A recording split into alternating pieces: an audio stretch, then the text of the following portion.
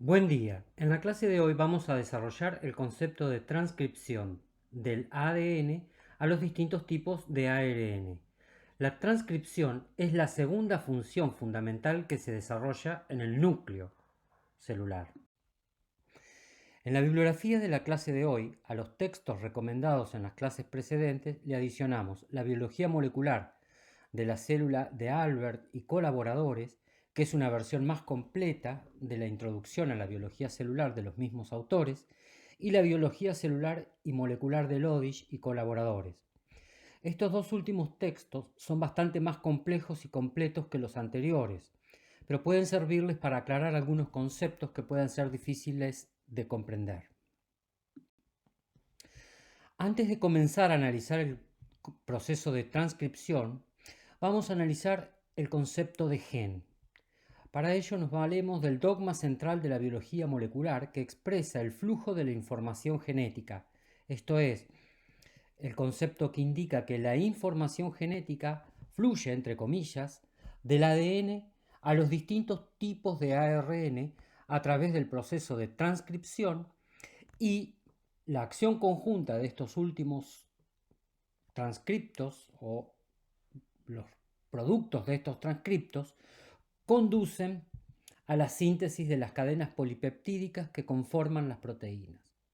La dirección de este flujo tiene algunas excepciones, ya que existen algunos procesos en los que por retrotranscripción a partir de ARN puede sintetizarse moléculas de ADN, tal como ocurre en los virus ARN.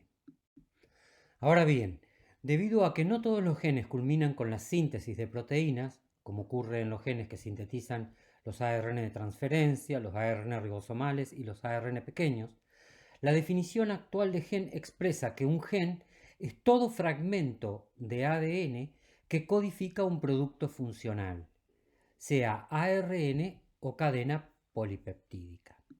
En esta tabla resumimos los distintos tipos de ARN que pueden sintetizarse a partir del ADN y las principales funciones de cada uno de ellos. Así, el ARN mensajero es el responsable de la codificación de las cadenas polipeptídicas. Los ARN ribosomales conforman la estructura básica de los ribosomas y catalizan la formación de los enlaces peptídicos de las cadenas polipeptídicas.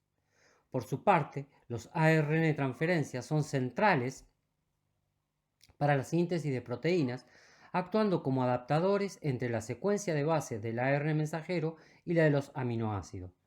Los ARN pequeños nucleares actúan en una variedad de procesos, incluyendo el splicing de los pre-ARN mensajeros. Las células también sintetizan otros ARNs no codificantes que, como veremos en las clases futuras, actúan en diversos procesos como la síntesis de los telómeros, la inactivación del cromosoma X, el transporte de proteínas hacia el retículo endoplasmático, entre otros. En esta diapositiva se esquematiza la estructura básica de un gen en la molécula de ADN. En el panel superior se representan las porciones básicas de un gen. Por un lado se presenta la región regulatoria y a continuación la porción estructural propiamente dicha. Esta última es la región que contiene la información genética para la síntesis de un producto funcional. Como dijimos, este puede ser una molécula de ARN o una cadena polipeptídica.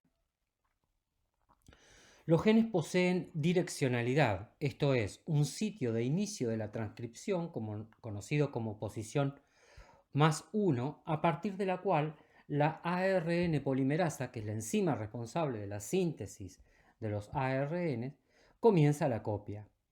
De las dos hebras solo se copia la denominada cadena molde, también conocida como cadena transcripta, no codificante o antisentido. La cadena complementaria es la cadena codificante o informativa, con sentido, y esta cadena no es transcripta. Como puede observarse, la molécula de ARN resultante es complementaria de la cadena molde. Otro punto importante para rescatar es que existen diferencias en cuanto a la organización de los genes procariotas y eucariotas. En principio, en procariotas, los genes se organizan como policistrones, esto es, poseen una única región reguladora, denominada promotor, para un conjunto de genes. Además, en procariotas en general, los genes codifican para una cadena polipeptídica y normalmente no hay procesamiento de los productos sintetizados a partir de los genes.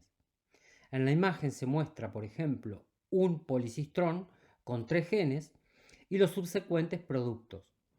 Por otro lado, los eucariotas normalmente son monocistrónicos, esto es, cada gen posee una o más regiones regulatorias. Sin embargo, los genes eucariotas poseen regiones codificantes, denominadas exones, y regiones no codificantes, denominadas intrones. Como se verá, las moléculas de ARN mensajero deben ser procesadas antes de ser traducidas. En esta diapositiva se muestra lo que se mencionó previamente. Los transcriptos de ARN mensajero son traducidos directamente, mientras que en las células eucariotas los transcriptos primero deben ser procesados en el núcleo celular antes de ser traducidos en el citoplasma.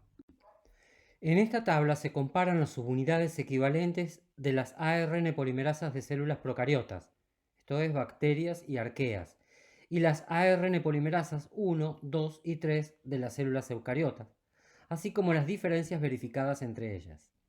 A estas polimerasas se agregan las ARN polimerasas 4 y 5 exclusivas de planta, que transcriben ARN de interferencias pequeños involucrados en el silenciamiento transcripcional. En esta diapositiva, y a modo de introducción con lo que analizaremos a continuación, se muestra el núcleo básico de las ARN polimerasas procarióticas, panel izquierdo, y eucariótica, panel derecho. Como se indica en el pie de figura, las células procariotas poseen solo una ARN polimerasa con un único factor de iniciación denominado factor sigma, mientras que en eucariotas encontramos 3 ARN polimerasas nucleares, la 1, la 2 y la 3, una mitocondrial y una cloroplástica. Además, en vegetales dijimos la 4 y la 5. Todas las ARN polimerasas requieren varios factores de transcripción. Por otro lado, las ARN polimerasas de procariotas y eucariotas tienen en común el hecho de que ambos tipos sintetizan adicionando nuevos ribonucleótidos, sintetizan moléculas de ARN, quiero decir, adicionando nuevos ribonucleótidos en el extremo 3' de la cadena naciente. Recuerden que esto es semejante a lo que ocurre con las ADN polimerasas. Pero a diferencia de lo que ocurre con las ADN polimerasas, las ARN polimerasas no requieren un cebador para iniciar la síntesis de ARN. Hacemos un breve descanso aquí y continuamos con la clase luego de unos minutos.